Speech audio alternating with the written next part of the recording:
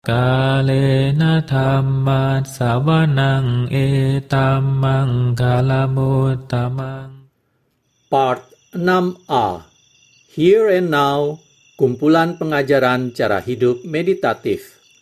Judul asal, Simply This Moment, a collection of talks on Buddhist practice. Penulis, Ajahn Brahm, penerjemah, Chuang, penyelaras, Tasvan Santa Citta, penyunting, Handaka Wijananda, penata, Intan Dita Diwara, penerbit, Ehipasiko Foundation, cetakan pertama, April 2017. Salinan ceramah dalam buku ini, jika tidak diberi keterangan lain, disampaikan kepada para biku di Bodhinyana Monastery, Serpentine, Australia Barat. Topik utamanya mengenai perenungan bijak, hak asasi manusia, tuntunan meditasi, dan sikap mental dalam menjalani hidup menuju keterbebasan sejati. Kebebasan yang dijunjung tinggi bukanlah kebebasan punya keinginan, namun kebebasan dari keinginan. Cara tutur Ajahn Brahm mengenai kebebasan bertanya, kebebasan ekspresi, dan kebebasan batin sungguh menarik dan mengejutkan. Bab 6. Mekarnya teratai, 3 Mei 2000. Ini adalah ceramah pertama yang telah saya berikan sejak mengajar retret tahunan selama 9 hari bagi umat rumah tangga setempat. Saya selalu mengalami waktu yang mengagumkan dalam retret-retret seperti itu. Itulah momen ketika semua perhatian saya terpusat pada meditasi dan pada dhamma. Salah satu hal yang menjadi teramat jelas bagi saya pada retret tersebut adalah tidak ada perbedaan antara dhamma dan meditasi. Kita harus memadukan sebanyak mungkin dhamma dalam cara kita meditasi. Jika Anda mampu menyatukan semua pengalaman Anda terhadap dhamma ke dalam meditasi, maka ini adalah cara yang amat kuat dan efektif untuk meraih tujuan dalam ajaran Buddha. Saya menemukan bahwa mustahil memisahkan dua hal ini. Berpikir bahwa meditasi entah bagaimana terpisah dari ajaran Buddha, atau bahwa ajaran Buddha itu entah bagaimana terpisah dari latihan meditasi, tidak akan membawa pada keberhasilan. Meditasi dan dhamma berjalan beriringan dengan begitu indah. Salah satu hal yang rutin saya ajarkan kepada meditator perumah tangga selama retret adalah ketika Anda bermeditasi, ingatlah ajaran mendasar Buddha. Batin Teflon. Teruslah ingat dhamma dalam batin saat Anda meditasi. Terutama, teruslah ingat 4 kebenaran Arya sebagai indikasi yang seharusnya Anda lakukan ketika meditasi. Terutama, saya memusatkan perhatian mereka pada kebenaran Arya kedua dan ketiga. Kebenaran Arya kedua adalah nafsu, atau khususnya kama tanha. Nafsu mencari dunia panca indera, nafsu untuk eksis, yang termasuk nafsu untuk berbuat dan nafsu demi tidak eksis. Hal-hal ini pasti menuntun pada dukkha, pada penderitaan. Jadi, bagaimana Anda bisa mengharapkan menjadi damai atau masuk dalam meditasi mendalam ketika Anda mengikuti jalan dari kebenaran Arya kedua? Anda hanya bisa masuk ke meditasi mendalam jika Anda mengingat kebenaran Arya ketiga, yang merupakan akhir nafsu itu. Jalan menuju Nibbana. Jalan menuju Nibbana adalah jalan menuju kebahagiaan tertinggi, kedamaian tertinggi, dan diraih melalui Caga Patinisagga Munti Analaya. 4 kata bahasa Pali ini berarti menyerah. Caga adalah meninggalkan. Patinisagga adalah meninggalkan keduniawian, menyerahkan. Mutti adalah membebaskan. Dan analaya adalah tidak membiarkan apapun menemukan tempat bertengger dalam batin Anda. Tidak memiliki suatu tempat yang bisa dilekati.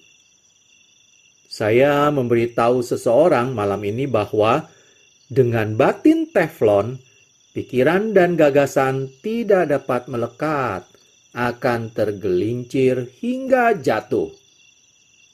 Dengan ajaran Dhamma dalam batin, amatlah mudah untuk berhasil dalam meditasi.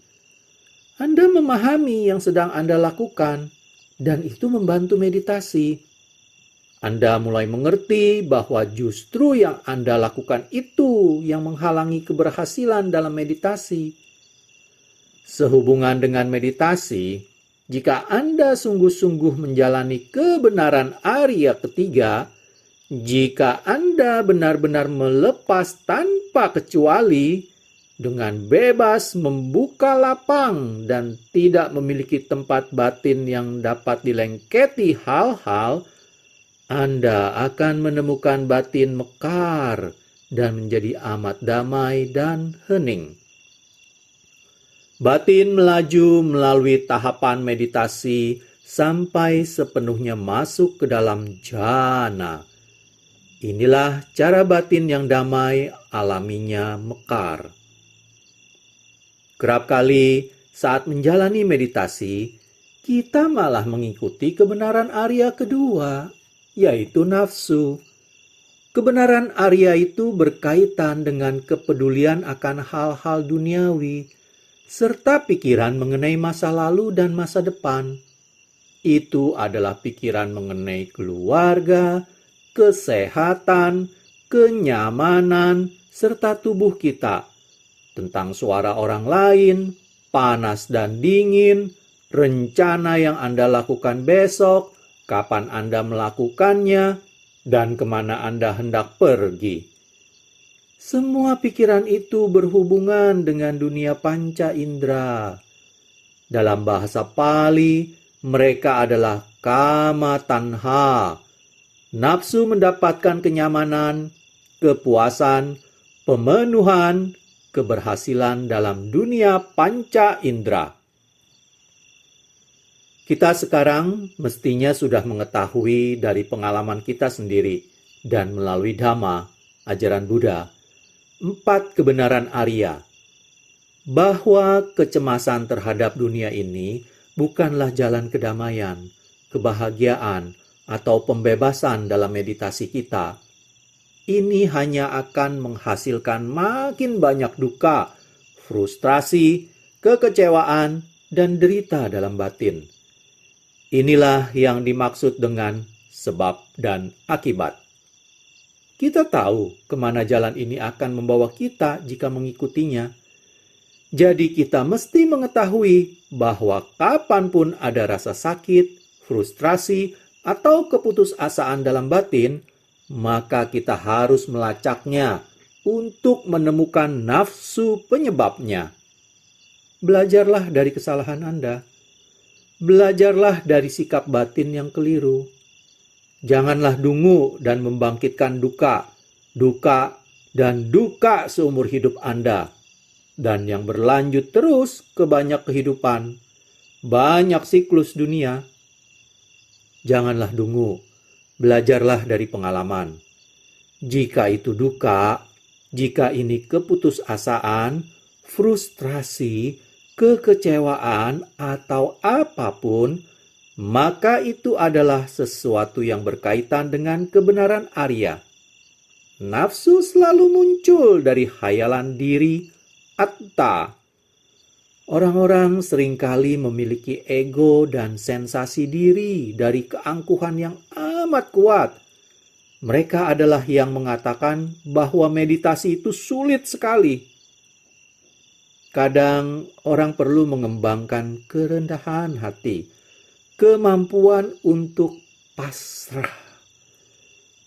saya memperhatikan bahwa orang-orang yang memiliki keyakinan berlimpah biasanya adalah orang-orang yang lebih mudah bermeditasi. Mereka masuk kondisi mendalam meditasi karena keyakinan terhadap ajaran dan keyakinan kepada seorang guru. Keyakinan kepada Buddha adalah sesuatu yang mengatasi keyakinan terhadap ego kita. Setiap orang memiliki sejenis keyakinan, sejenis kepercayaan, tapi seringnya itu adalah keyakinan kepada dirinya sendiri, pada kebijaksanaannya sendiri, pada kecerdasannya sendiri, pengetahuannya sendiri, dan itu sangat sering menghalangi kemajuan dalam jalan Dhamma. Ketika saya mengajar dalam retret, saya sering melihat hal ini terjadi. Beberapa orang meditator Asia, meditasinya mampu melaju jauh lebih mendalam, karena secara umum mereka meyakini yang dikatakan biku. Mereka tidak mendebatnya. Mereka tidak berpikir dua kali tentangnya. Mereka melakukannya saja. Mereka mengikuti petunjuknya dan berhasil. Sebaliknya, banyak orang barat yang begitu bebas, pada dasarnya begitu angkuh dan arogan, bahwa kadang tidak mau mengikuti yang dikatakan oleh guru atau yang dikatakan oleh Buddha. Kita ingin mencari tahu dengan cara sendiri yang kita pikir pasti benar. Ketika kita belum menjadi pemenang arus, maka keyakinan pada gagasan dan pandangan kita sendiri amatlah tidak pasti. Menciptakan begitu banyak beban, begitu banyak rintangan dalam kehidupan monastik Anda. Hati-hatilah terhadap tempat meletakkan keyakinan Anda. Seperti yang Anda ketahui, keyakinan atau saddha adalah salah satu dari 5 kualitas spiritual, 5 indriya. Penting sekali memiliki keyakinan pada awal latihan, karena Anda belum tumbuh dalam panya, dalam kebijaksanaan. Ketika kita telah meraih kebijaksanaan, maka keyakinan itu sudah dikonfirmasi. Anda bertambah kuat dalam keyakinan, karena Anda telah melihat kebenaran itu sendiri. Ajahn Chah biasa berkata bahwa ketika sudah menjadi biku selama 5 tahun, Anda memiliki 5% kebijaksanaan. Seseorang lantas bertanya, apa itu berarti ketika sudah 4 tahun menjadi biku, Anda memiliki 4% kebijaksanaan? Beliau berkata, tidak. Ketika sudah 4 tahun sebagai biku, Anda memiliki 0 kebijaksanaan. Beliau mengatakannya dengan sangat bijak. Jika Anda memiliki 0 kebijaksanaan, maka Anda harus menerima dan melakukan seperti yang ditunjukkan. Percayalah kepada Ajahn Chah, dan Anda akan melaju lebih jauh dibanding jika Anda mempercayai diri sendiri. Saya telah melihat kadar keyakinan itu. Kadar kepasrahan itu dalam diri beberapa meditator Asia. Dan karena itu, mereka mengikuti petunjuk tanpa keraguan. Hal yang mengherankan dengan sebagian orang barat adalah mereka sering mengalami kekeliruan dan ketidakberesan dengan alat dan perlengkapan yang mereka beli hanya karena mereka tidak membaca cara penggunaannya sebelum menghidupkan dan menggunakan alat itu. Itulah keangkuhan orang-orang dewasa ini. Mereka pikir mereka begitu unggul. Mereka mengira mereka tahu segalanya. Mereka punya keyakinan pada kemampuan mereka sendiri. Dan itulah penyebabnya mereka selalu jatuh tersungkur. Orang yang benar-benar memiliki keyakinan akan membaca petunjuk, memahami petunjuk tersebut. Dan jika ada pertanyaan, mereka akan membacanya lagi sampai mereka memahami petunjuk itu, kemudian mereka memulainya. Petunjuknya sangatlah jelas. Nafsu membawa pada duka, melepas membawa pada damai. Namun apa yang dilakukan orang-orang ketika mereka mencoba bermeditasi? Mereka bernafsu memperoleh kedamaian. Mereka bekerja keras untuk memperoleh kedamaian. Mereka berjuang dan mereka malah mengacak-ngacak batin mereka untuk memperoleh kedamaian. Dan mereka hanya mengalami frustrasi dan berpikir, "Aku tidak bisa bermeditasi." Memang benar, Anda tidak bisa bermeditasi. Tidak ada atta, tidak ada diri yang dapat bermeditasi. Anda harus menyingkir. Singkirkan aku. Maka Anda menemukan bahwa meditasi pun terjadi. Anda tidak bisa bermeditasi. Anda cuma harus menyingkir agar meditasi muncul. Itu adalah keseluruhan proses, dan itulah yang persisnya dimaksud dalam kebenaran Arya kedua. Menakjubkan jika melihat betapa keras kepalanya orang dalam retret. Mereka selalu mencoba dan melakukan hal-hal. Salah satu metode meditasi sangat kuat yang saya latih adalah kecukupan hati. Saya tidak mengajarkan sesuatu, namun menjalani yang lain. Semua metode yang saya ajarkan adalah yang saya latih sendiri. Kecukupan hati berarti bahagia berada di sini, dimanapun Anda berada. Penyebab kecukupan hati itu bisa berhasil, karena itu melawan kebenaran Arya kedua dan menuntaskan kebenaran Arya ketiga. Anda mesti berhati-hati dengan kecukupan hati, karena itu bukan berarti puas diri mengikuti nafsu dan sifat bukan yang bertentangan dengan dhamma. Itu adalah jenis kecukupan hati yang berbeda. Saya selalu tahu kapan itu adalah kecukupan hati sejati, karena saya diam. Jika saya tidak merasa bercukup hati, maka saya akan selalu mencari kebahagiaan di tempat lainnya. Itulah kebalikan dari kecukupan hati. Ketidakpuasan menyebabkan kegelisahan, pergerakan batin, dan nafsu yang menjangkau keluar dan berusaha menemukan hal lain untuk memenuhi kebutuhan batin. Jika itu ternyata ketidakpuasan, maka Anda akan mengalami kama canda, nafsu indrawi, yaitu rintangan pertama.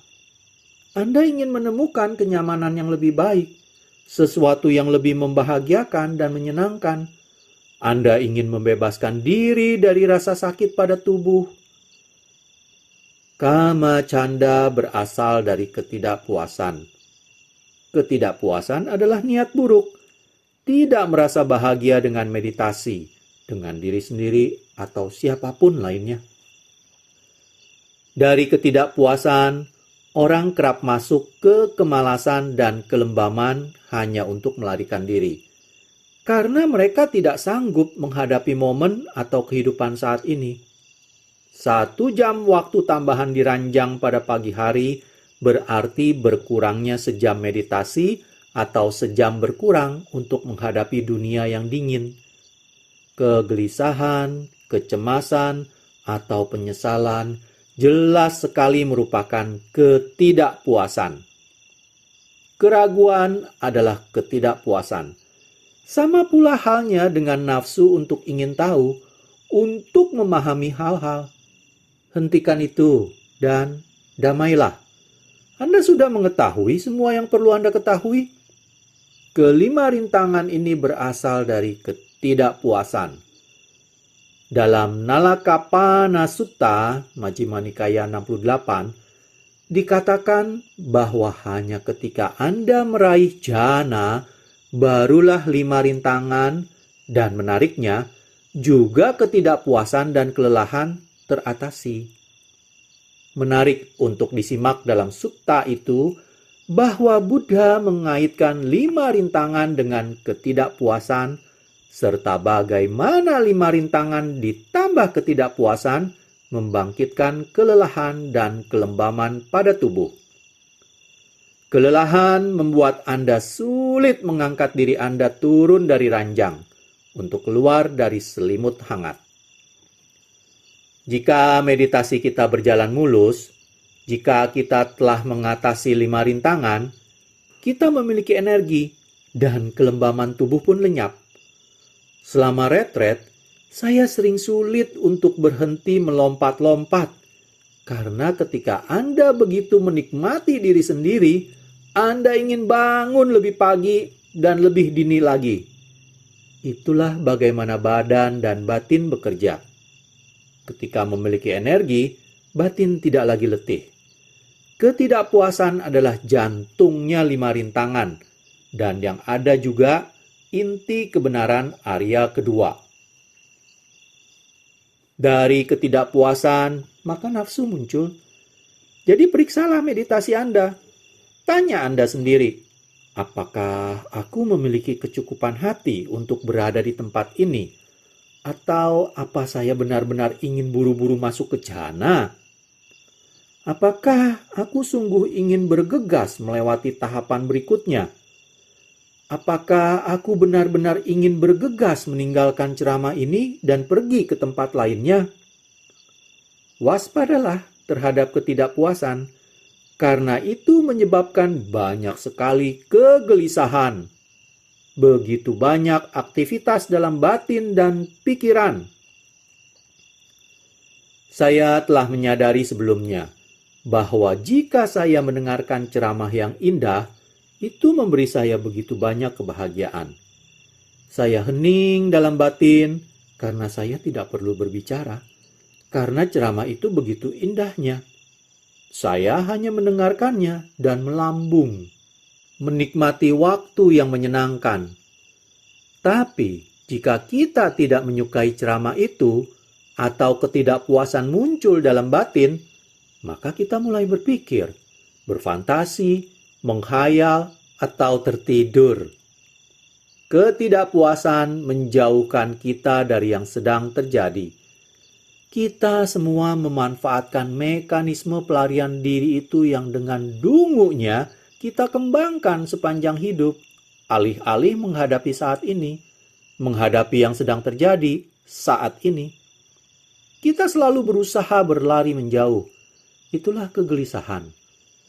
Kebiasaan itu dapat dengan mudah terwujud dalam meditasi kita. Alih-alih menghadapi yang sedang terjadi dan mengembangkan kepuasan hati pada momen itu, orang-orang berlari menjauh. Mereka melarikan diri ke pikiran, falsafah, impian, dan hayalan. Itu bukanlah cara bermeditasi. Itu kebenaran Arya kedua, dan itu hanya membawa pada duka. Anda kini seharusnya sudah mengetahui itu. Ikuti petunjuknya. Ikutilah kebenaran Arya ketiga, yaitu melepas. Ketika kita membicarakan caga atau kedermawanan, kita memberi dan menanggalkan. Itu berarti menyerahkan, melepas. Patinisakga. Apa yang harus kita lepas? Kita harus melepas pandangan, gagasan, dan keangkuhan lama kita. Ini sulit dilakukan karena kita begitu keras kepala. Salah seorang biku yang duduk bersama saya selama wawancara di retret bertanya kepada saya, apa sebabnya menurut Anda orang datang ke retret dan meraih semua hasil bagus ini? Sementara para biku di wihara mungkin bermeditasi bertahun-tahun, tapi bahkan tidak mengalami nimitta. Beberapa orang yang ikut retret menjalani kehidupan yang sibuk. Mereka tidak punya banyak waktu untuk meditasi.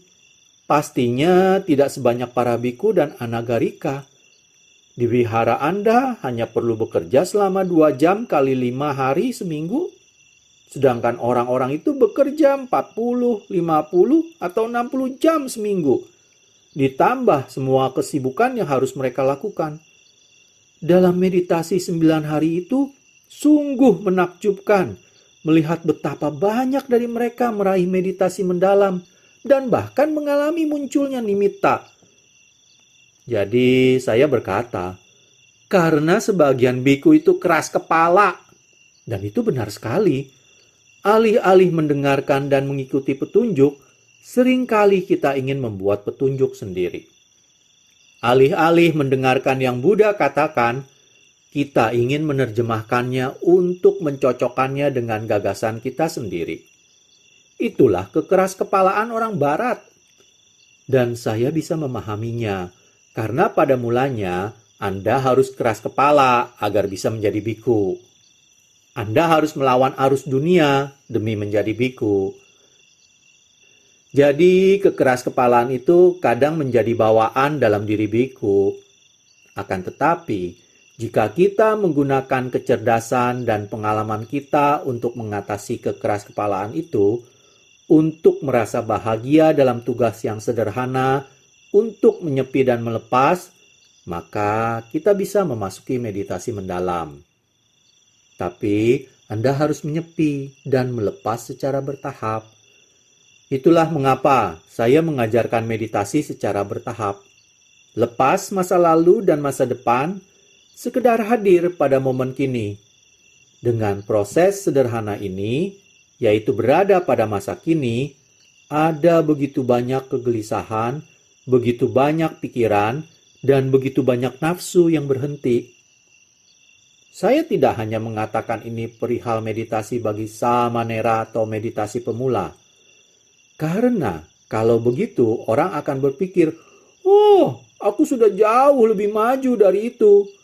Aku harus melakukan meditasi yang lebih dalam. Bukannya penyadaran momen kini. Itu sih mainan anak kecil."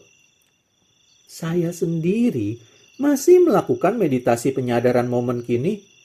Saya memakainya pada semua tahapan meditasi. Sungguh menakjubkan betapa dahsyatnya itu. Pada retret itu, saya juga mengajarkan Ekagata Citta. Ini adalah batin telah mencapai suatu titik dalam keberadaan, suatu titik dalam ruang manunggal. Alih-alih melihatnya seperti itu, pandanglah meditasi Ekagata Citta ini sebagai menjadi suatu puncak atau suatu titik dalam rentang waktu.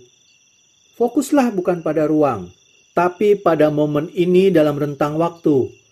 Fokuslah pada puncak momen ini, persis di tengah antara masa lalu dengan masa depan.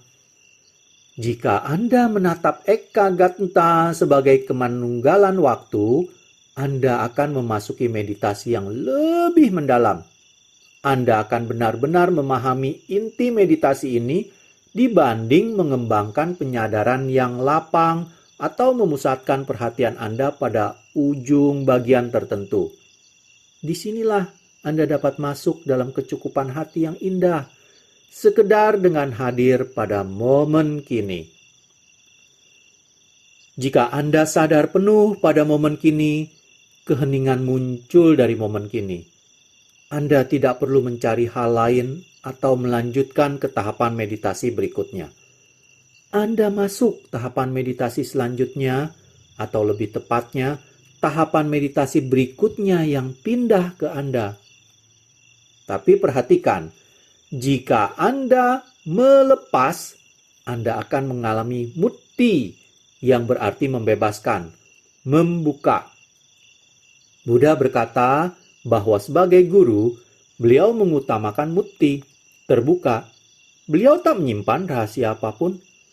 Salah satu cara untuk memahami makna kata Pali itu adalah alih-alih menggenggam objek meditasi, Anda membukanya. Itulah mutti, itulah pelepasan, itulah keterbukaan. Itulah alasannya ketika orang membuka diri mereka pada napas, pada keheningan atau momen kini, mereka mulai mendapat pemahaman tentang kebenaran Arya ketiga. Anda tidak mengendalikan, Anda tidak memanipulasi, dan Anda tidak banyak melakukan hal-hal.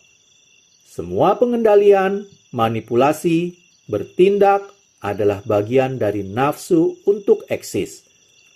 Hasrat berasal dari hayalan tentang adanya milikku yang dapat dikendalikan dan milikku untuk diperintah. Biarkan saja semua itu. Mereka hanya membawa pada duka, derita, makin banyak ketidakpuasan, makin banyak nafsu dan duka. Ini adalah lingkaran setan yang dapat kita masuki. Ketidakpuasan menghasilkan nafsu. Nafsu menghasilkan duka, penderitaan. Dan duka dan ketidakpuasan menghasilkan lebih banyak nafsu lagi. Maka melepas itu sungguh sulit. Begitu Anda menemukan tombol melepas, Anda akan menemukan bahwa pada momen kini keheningan muncul begitu saja dari dalam batin.